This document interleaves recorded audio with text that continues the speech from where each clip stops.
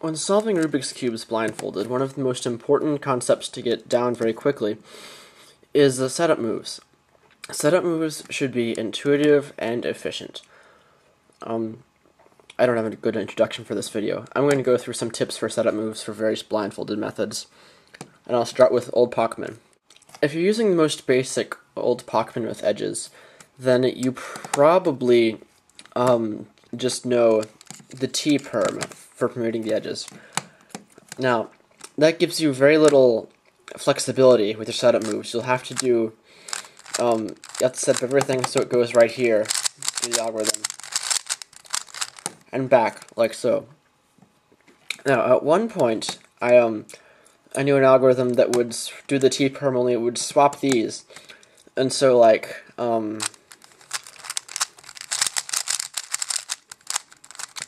if you had to permute an edge right here as opposed to right here, you could do that algorithm. I don't remember it. You could do that algorithm instead of doing that to do the swap, or doing that and then an omega snap to get it back to normal.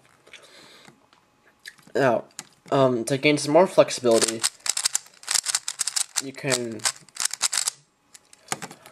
use some of the J perms or L perms in order to permute the edges. So if you have to move an edge here, you can do that J perm instead of having to go down, over, and then up. This also works for edge permutations that need to go right here, as opposed to having to go something like up, here, over, and then up, which is a four-move setup move, or a four-turn setup move. You can just move it up like that, and so on. And you can do the same for the back. As for the Old Pockman corners, I've only seen the algorithm that just does the Y perm. I've never seen any that does any opposite orientation for the corners. However, since corners are a little bit easier to change the orientation of, it's not as much of a problem. For example, moving this orientation up is just as easy as moving this orientation up. However, you can use the J permutation just as easily to do the edges, or the corners as you can the edges. And so, for example,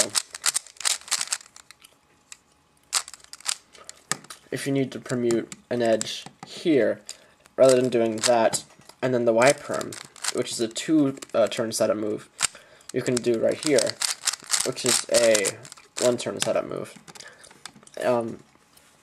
And so, setup moves with the corners are a lot less important to get efficient than with the edges, because the edges are pretty efficient already. Now we move on to turbo. Turbo setup moves at the beginning were especially frustrating for me because of situations like this, where the best setup moves that I could come up with, as a beginner of course, were ones like this, that are really ugly and hard to remember exactly.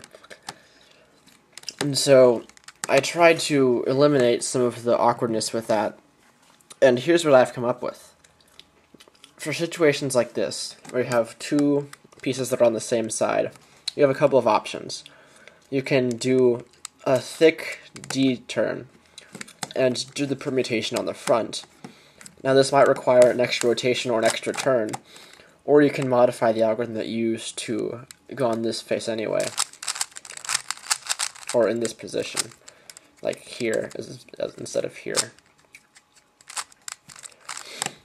Another thing you can do, and this is especially useful when you have situations like this. What you can do is you can do a U-turn and then move this up.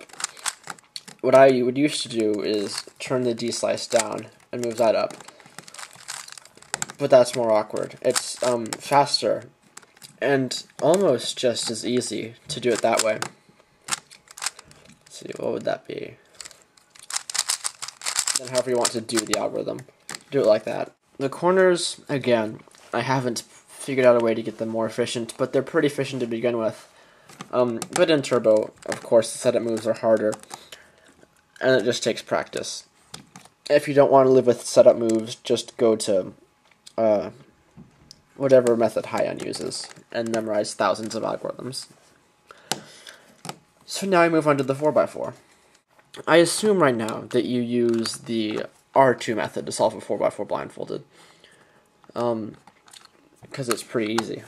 I wouldn't recommend just using 3 cycles, but after you're done learning the method, because the setup moves to R2 are so unique to the 4x4, my tutorial at least, and any good tutorial that's out there, will give you a tutorial on how to do, like, this move set up into this spot, because it's pretty hard to understand unless somebody teaches it to you. And so there's not a lot to be taught with the 4x4. Some tips that I would offer: be consistent.